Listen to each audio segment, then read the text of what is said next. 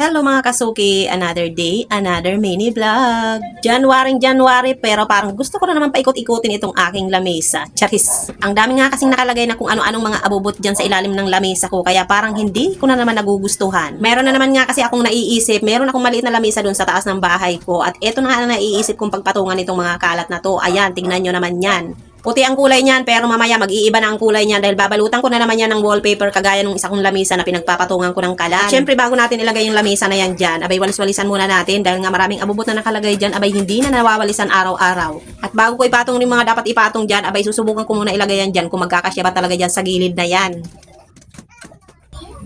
Hindi na naman ako mapakali January eto. Kaya ayusin na naman tayo. Ito, lamisa to dun sa taas namin. Pinababa ko dito. May balak na naman akong gawin. So, mamaya papakita ko na lang sa inyo. So, ito, dahil di na siya kagandaan, may kalawang na. Siguro lalagyan ko na lang siya ng wallpaper. Pati ito. Aayusin ko. Fast forward, ayan nakalagay na nga dyan yung oven na napanalunan nitong asawa ko. Mas maganda na yung lagay niya dyan kumpara nung dati na nandun sa ilalim ng lamisa. Tapos nilagyan ko na lang din niya ng tela sa ibabaw kasi naman ang kinis-kinis niya. Parang nakakailang naman patungan ng isa pang gamit. Baka naman magasgas, charis. Meron pa kasi akong maliit na oven na pinag-iinitan namin ng mga tira-tirang pagkain. Kaya naman ayan, pinatong ko na lang dyan para iisa na lang yung pinaglalagyan nila. At itong anak ko wala na namang kamalay-malay na naka-video ako at ayan, paharang-harang pa nga dyan.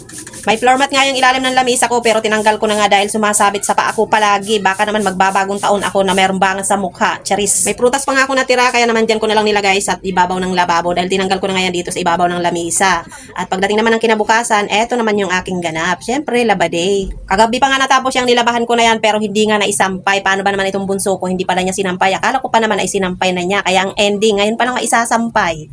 Tinanggal ko na nga muna yung mga nakasampay dyan na kung hindi nga maisusuot, hindi matatanggal.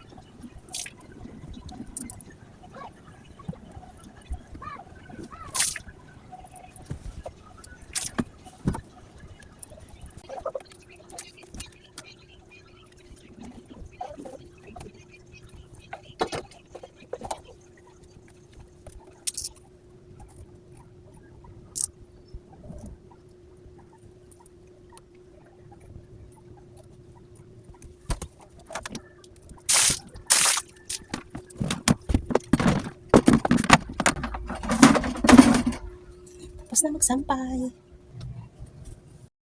Tapos na ako magsampay ngayon, haharapin ko naman itong aking mga tiklupin para hindi naman natatambak dito sa planggana. Pag ito kasing bunso kong nagsampay, naku po, tambak lang ng tambak dito sa planggana hanggang sa punong-puno na yung planggana na para bang meron kaming ukay-ukay. Charis. Pero ang totoo talaga kapag umakyat ka dito sa taas ng bahay ko, iisipin mo talaga na meron kaming tindan ukay-ukay. Hala, paano ba naman meron na mga nakahangir, ang daming mga nakahangir, tapos meron pang nakalapag sa lapag. O di ba mamimili ka na lang, charis.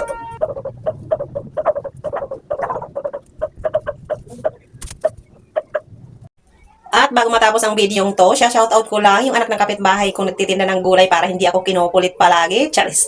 Shoutout sa iyo at Happy New Year sa ating lahat. Muli, hanggang dito na lang muna. Maraming salamat sa panonood. Bye!